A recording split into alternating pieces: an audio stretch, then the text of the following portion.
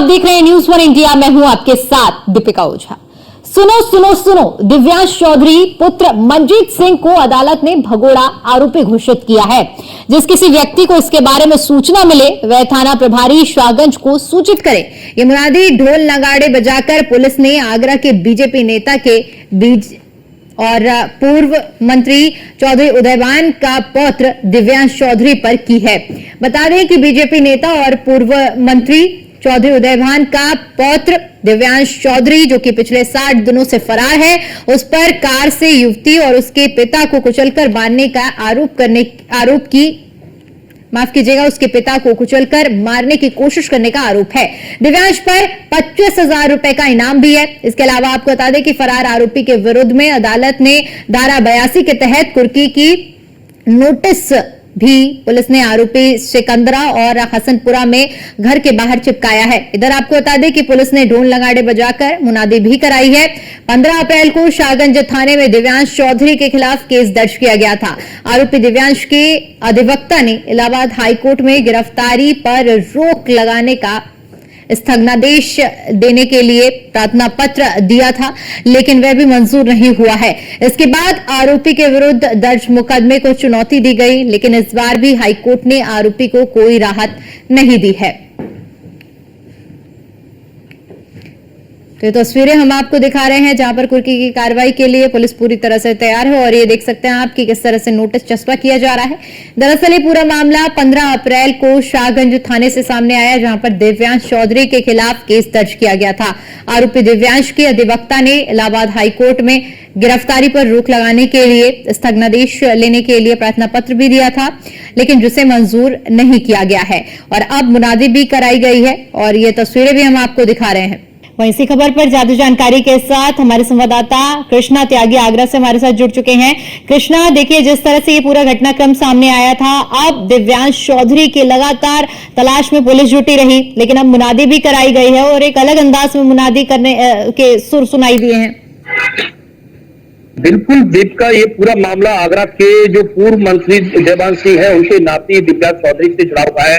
इस पूरे मामले में बताया गया था कि जो लड़की जो अफेयर था उस लड़की को मारने का प्रयास किया, उसके पिता पर भी गाड़ी चलाने का आरोप और इस पूरे मामले को लेकर सीसीटीवी पूरा वाकया आया। उसके बावजूद भी पुलिस ने न तो इन लोगों की गिरफ्तारी की और केवल खाना पूर्ति कर केवल औपचारिकता कर दी, लेकिन पीड़ित परिवार लगातार कोर्ट के दरवाजे खटखटाते रहा और कोर्ट के माध्यम से इस तरह की पूरी कार्रवाई हुई है। तो निश्चित तौर से एक सबसे बड़ा सवाल पुलिस की कार्यप्रणाली को लेकर भी उठता है। दूसरा सवाल इस तरह से जो न्यायालय के माध्यम से अब जिस तरह से कार्रवाई हुई है और न्यायालय ने कई बार नोटिस दिए, कई बार उसे बुलाने के लिए कई बार उसे नोटिस पहुंचे, लेकिन वहां भी उसे सरेंडर नहीं हुआ। तो उसके बाद अब न्यायालय के आदेश के बाद अब मुनादी की गई है और वहां ढोल नगाड़े के साथ जिस तरह से मुनादी आप तस्वीरों में देख रहे हैं, तो न्यायालय के आदेश पर इस तरह से पुलिस ने अब नोटिस का चस्पा किया है। तो लगातार जिस तरह से जो दिव्यांश चौधरी है करीबन 60 दिन से फरार चल रहा है, लेकिन सबसे महत्वपूर्ण बात यह है जिस पुलिस को इस पर कार्रवाई करनी चाहिए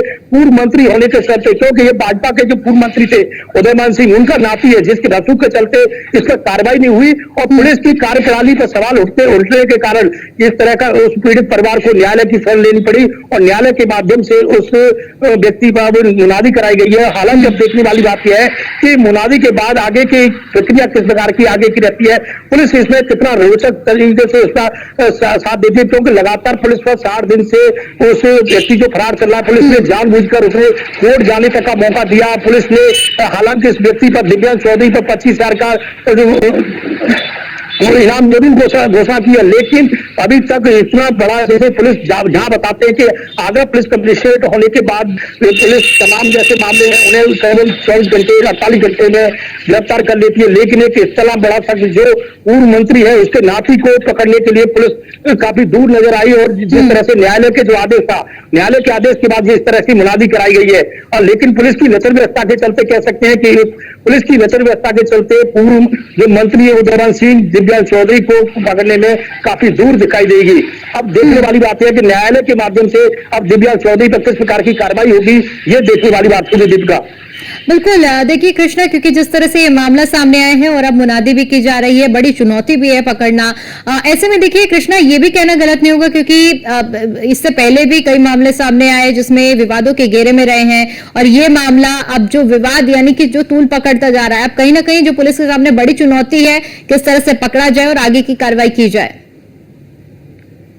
बिल्कुल, जिस तरह से दीपिका कह सकते हैं, आगरा पुलिस के लिए एक बहुत बड़ी चुनौती है, क्योंकि पूर्व मंत्री के नाती दिव्यांश चौधरी हैं। इनसे पहले भी कई इस प्रकार की वारदात को अंजाम दे चुके हैं। कई बार ये इनका शुरू से इतिहास ये रहता है, कभी दबंग प्रवृत्ति के रहे, क्योंकि पूर्व मंत्री जिस घर में हो जाता है उसके बच्चे बहुत दबंग प्रवृत्ति के हो जाते हैं, न तो पुलिस को समझते हैं, न किसी अन्य किसी अधिकारी को। तमाम जिस तरह से जो उनके जाति के जो दबंगी का जो सीसीटीवी फुटेज आने के बाद भी पुलिस अपंग होती हुई दिखाई दे रही है। जिस तरह से सीसीटीवी फुटेज हमने चलाया, सीसीटीवी फुटेज होने के बाद भी जिस तरह से पुलिस की कार्यशैली रही, न तो उसकी गिरफ्तारी की गई, केवल पुलिस ने केवल औपचारिकता की, केवल मुकदमा दर्ज करके न उसकी गिरफ्तारी की, न उससे पूछताछ की। केवल 60 दिन से अभी तक 15 अप्रैल का मामला है, इसमें अभी तक न गिरफ्तारी हुई, न पूछताछ हुई। तो आप समझ सकते हैं कि पुलिस की कार्यप्रणाली किस प्रकार की रही। इसके चलते पीड़ित परिवार को न्यायालय की शरण लेनी पड़ी और न्यायालय के माध्यम से अब आगे की कार्रवाई शुरू हो गई है।